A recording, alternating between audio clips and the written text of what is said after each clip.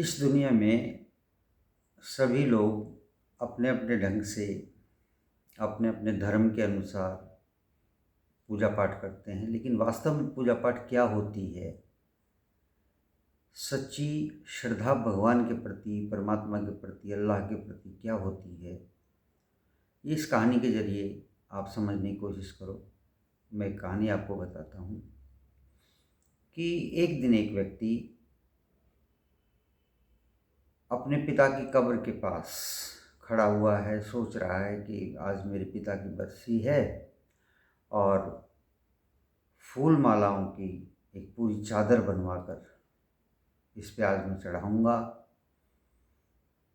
गरीब बच्चों को, गरीब लोगों को खाना खिलाऊँगा ताकि मेरे पापा की आत्मा को शांति मिल जाए। ऐसी आस्था है, ऐसा मानता है, हर इंसान मानता है। जिंदा जी सेवा ना की हो, लेकिन मरने के बाद ज़रूर इस तरह के आडंबर वो करता है अपने मन को समझाने के लिए। ऐसा ही वो सोच रहा था। तभी देखा कि उसके कानों में एक रोने की आवाज़ आई।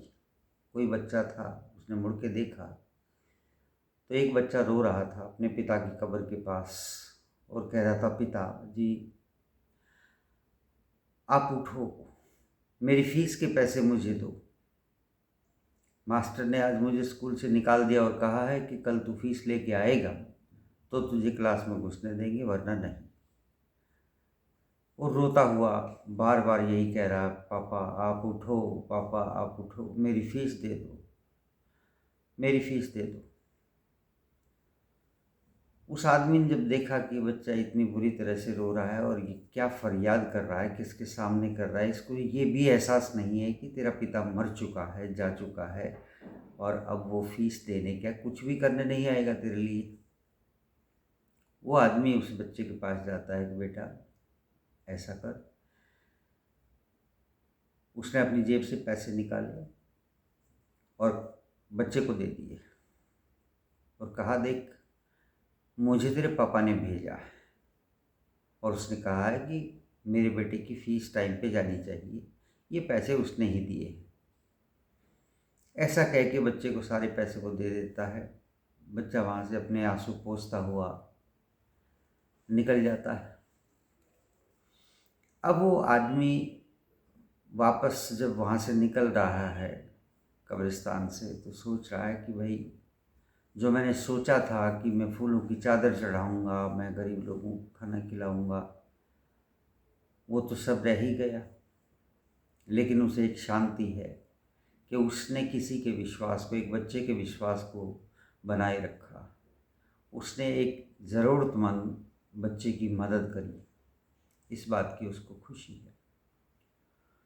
तो मेरा यही कहना है कि आप नारियल चढ़ाते हैं, आप प्रसाद लेके जाते हैं, आप और भी खर्चा करते हैं, फ्रूट वगैरह लेके जाते हैं, अच्छी बात है, करो।